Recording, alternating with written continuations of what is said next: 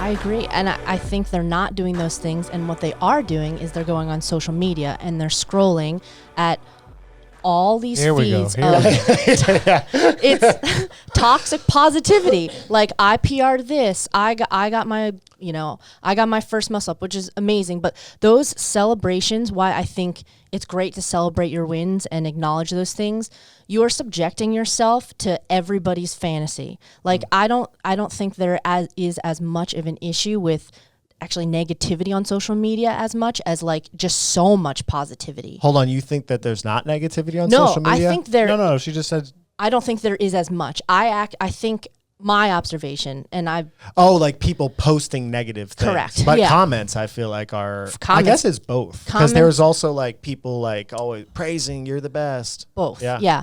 But I think like, I don't even think people realize subconsciously how much comparison they are making every single post they're looking at, every single story. Oh wow, that person's really dialed in. Oh, that person's training looks good. That person's having the time of their life. And it's not all that, right? Yeah. There are some people I think that have had some awareness to that being actually a problem and showing like, oh, every day's not butterflies and rainbows, which is, I think, a good message to spread. But just generally speaking, the time that you are taking scrolling through your Instagram feed, subjecting yourself to all these things, I don't really know how much that benefits you. I think some things can be inspiring. Sure, if you're a competitor and you want to keep an eye on like what other people are doing and having an awareness there, that's good. But if you could be reading a book on mental toughness, or mental performance, if that is your biggest weakness, versus just looking at a feed that's just showing or reinforcing maybe negative messages about yourself, I don't think that's a constructive use of your time. Yeah, the other thing too, I think a lot of people look to elite performers, like whoever it is, somebody that stepped up repeatedly under pressure and won multiple times. And they listen to very small snippets of what that person will say to the external world, whether it's in catchphrases or whether it's in like a post that this happened to me and this is what I did and that's how you overcome something. And these little like narratives from the best people.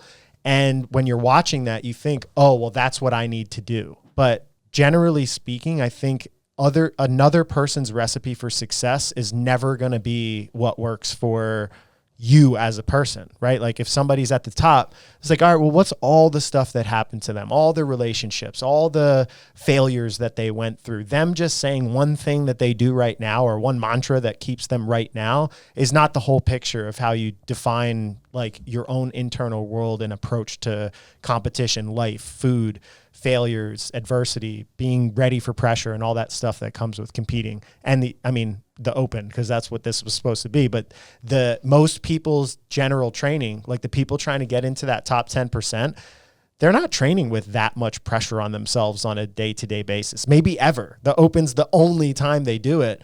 And then it can almost burn you out of it because you're like, wow, that's so intense. I didn't like that. I didn't like how that felt. I didn't like how I felt, or how my movements felt. I couldn't control myself. I had so much adrenaline and all these normal competition things that happen.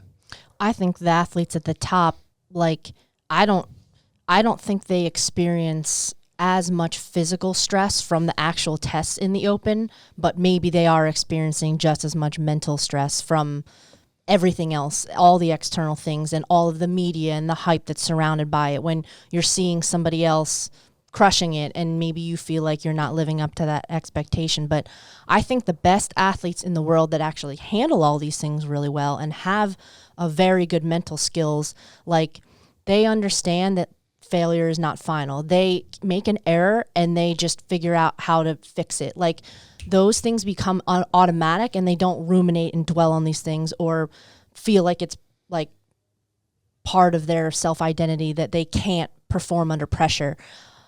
How many people do we know that train amazing and then can't perform as well, right? I mean, it's pretty much everybody at the top who's not the top of the spear, right? Like everybody that wants to be super competitive at the highest level has almost all the skills. Yes. And if you talk to them at the end of a competition and you go through and you evaluate like, all right, what happened in workout 1, 2, 3, 4?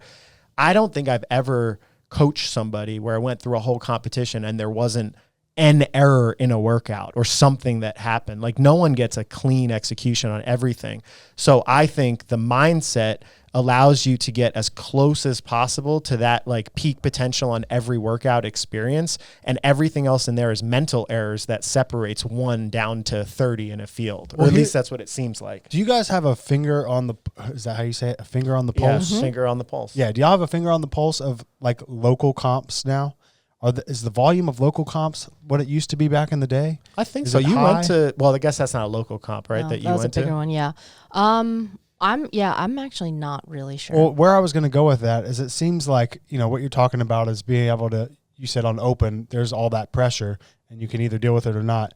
And we have things like the throwdown where you're supposed to, you know, practice competing, but nothing will be as real as when it really matters. Yeah. And it's game day, and you know, it's hard to fake a, you know, playoff game, you know, if it's not. So I was just wondering about the level or the amount of competitions people are doing that where they have to actually sign up and show up so they can start practicing that without having to, you know, it's good when you do the throwdown and attempt to, but it's never the same as actually lacing up the boots and going to work that way. Well, I agree with Chris. Like go into more competitions and do them if this is something that you want to get a better handle on. And there's also online competitions that are paid that you have to submit videos. So you can get practice. It's never going to be a field of 300,000. So that'll always be a difference. But generally speaking, it's like not being able to handle the arousal level of competition, right? Like, and there's a sweet spot. Like anxiety is a good thing. It gets your adrenaline pumping. It gets like you mobilized for more impact and more action and all the stuff you got to do in competition. So, you know, you have to have some, but if it gets too far in one direction, it can almost like drain your whole energy. And then you get to the competition and you feel flat. If you're too calm and you're not aroused enough, then you get into the competitive event and it like crashes on you and it's like too much too soon and you feel like you're blown up by the end of the workout. So finding that right balance and that right midpoint is really about kind of controlling your arousal and how you handle the excitement and your processes for dealing with that.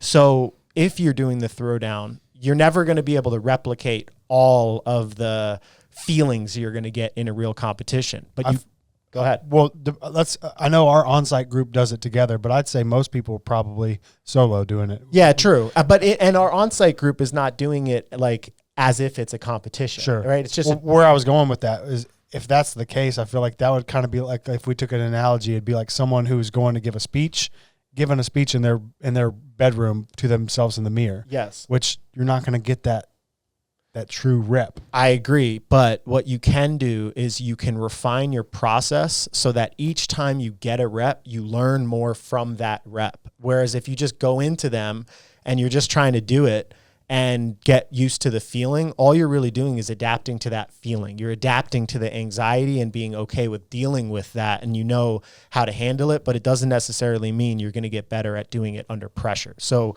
building your processes for how do I warm up? How much visualization do I do of the workout? Like I watched David do the first workout the last workout. It was the snatch workout. And one of his biggest training priorities this whole off season was shoulder endurance and getting stronger and lifting under fatigue. So this workout came up and we were both like excited, like, okay, here's a challenge. Like, let's see how it goes. The first time he did it, we picked a really aggressive strategy because we trained it all year. And I was like, okay, he went touch and go for the whole first set of 95, which wasn't really necessary. He did, I think on the first set of handstand push-ups, he did 10, 5, 3, 2 or something like that. We realized, okay, well, that's not necessary. He got to the end of the bar. He missed, I think he got 4 snatches in the first time and he missed like 3 or 4. So he had plenty of time to finish. But before that workout, he was very unclear with his plan. He was forgetting where the reps were going to go. And then afterwards, I was like, hey, this is a good workout for us to repeat. Like, it doesn't matter. You're going to be in quarterfinals, but this one can help solidify in your mind that A, we got better relative to the field, and B, you can refine your process for how you approach a workout that might not be perfectly suited for all your skills so that if it comes up again under pressure, you can get better. he watched his video so many times. He tracked where he needed to go. He came up with a very clear game plan. And then when he talked to me before that workout, he walked me through every single component of the workout, reps, where he was going, where he was going to move, how he was going to move. And he had played that workout out in his mind so many times that it was like automatic by the time he did it. And that, I think, is the mental skill that people need to be able to do on competition. And you can practice that. And then when you get in competition, competing. Yeah. And like self-awareness. Yeah. But I think you're still going to be always up against what I was talking about, which is if you show up to your group speech where you're going to speak in front of a crowd and you've only been doing it in your bedroom, you're only getting that one feeling that day of having to speak to look at all those eyeballs out there. And I just feel like people need more reps of standing in front of that crowd with all the eyeballs on them so that you could be comfortable in that situation. You still might tank. Yeah. You might do great. Yeah, you need to know. What is your ability to be able to take all those eyeballs and manage the rest of whatever you have to do? And I feel like people just might not have enough reps at that. Yeah. They might not. And that's why I think those that have gone through the Open, 5 weeks of the Open, repeating 2-3 times, they have so much more experience of dealing with it. And repetition is so important. And like you also need to get exposed in different scenarios. Like you could go into a competition and you're like, I had the perfect deload and taper. I feel amazing, and shit the bed. Yeah. And it could be the opposite where you feel like crap and you're faced with adversity and you rise to the occasion and you surprise yourself. Like you can't predict any of that stuff. Yeah. We can only talk about it after the fact because you don't know what's going to happen. And that's also what messes with people's heads. The fear of the unknown. And if that is something that you deal with, like you mentioned with the arousal, like understanding there are some people that I need to help increase their arousal because they're too relaxed. Yeah. And there's some people that are so excited and you need to bring them down. So you have to identify what are you? Yeah, what are you? Yeah. What kind of person are you? And then have tools to figure out how to kind of modulate those levels of stimulation. And professional athletes, basketball players, football players, like that's also what they're doing all the time, and their coaches are helping with those things. It's not any different in CrossFit. Yeah. You know what's interesting about CrossFit versus other sports? So if you play a sport like a skill sport, say archery, golf, or something that's like very, very technical, very precise, all of the people that are going to be successful at the highest level are probably going to have very similar dispositions because the level of arousal you need for that specific task is very similar for every single time. In CrossFit, you could have these people that are like supercharged who can lift up anything and move at full speed and they can be successful in the sport. And then you can have like calm people that can run forever, that never really get tired or muscle burning and just have engines for days. And both of them could be competitive in the sport.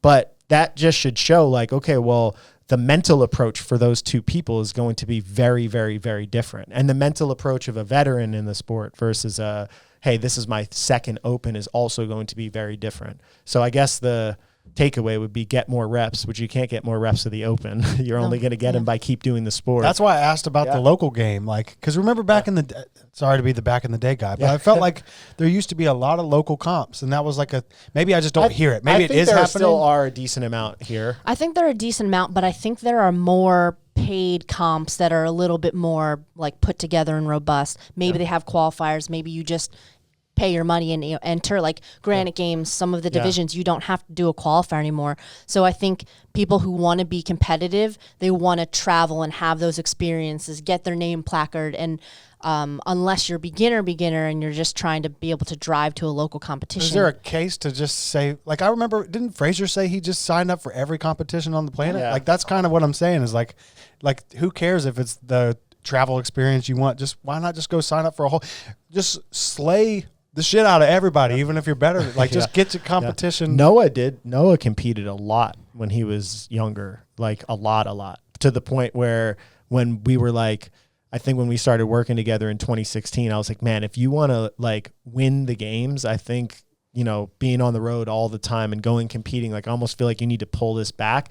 But I think it's one of his biggest gifts for why he crushes on the game pressure day. never gets to him. He might have some other things that he deals with, but he's usually, and not to say that it never does. But that dude shows up ready to do whatever on game day. Yeah, for sure. I think and that's the other thing. I think his disposition is super extroverted and competition suits him well. So his process is very free and natural on game day. That's not true for everyone. There's a lot of top performers that are very anxious people that have very clear mental health boundaries and headphones on. And I think the whole thing about mindset, and I think it's kind of true in training in general. And one of the foundational elements of how TTT got built is it's always an individual process. It always comes down to who are you? What do you want to get out of this? What's your background? How good were your parents in terms of like teaching you good life lessons? How good were they in terms of giving you good genetics to be able to do something? And all of that stuff influences what your mental process will be like. 100%. And I think for those who maybe aren't paying attention to like, what could I be doing to work on this? Like, there are tools that you can use that people talk about all the time, like journaling. Journaling either after the fact or before. So I've had some clients who, for certain pieces of their training, or maybe it's their whole training day, they just write a few things intention-wise for that training day. Like, this is going to be my focus. And then going back to the qualitative and quantitative analysis is like, okay, maybe there's something about this workout where I want to make my strict handstand push-ups in less than 3 sets. But then there's also something like that's more feel like, okay, if something goes wrong, I'm going to take 2 breaths and work on getting back to work. Something that isn't necessarily attached to a result or like what you're doing physically, and more mental, improvement. Yeah, it's like a cue almost. Like a mental cue to keep you focused. Yep. Hope you enjoyed this clip from episode 125 of the Corpus Animus podcast. To hear the full episode where Max and Perrin discuss training your mentality to be a better competitor, social media and toxic positivity, your actions aligning with your goals, accepting that you no longer want to compete in CrossFit, and finding out if you are competing in CrossFit for the wrong reasons. Check out the audio version on all major podcast providers or peep the other clips right here on YouTube.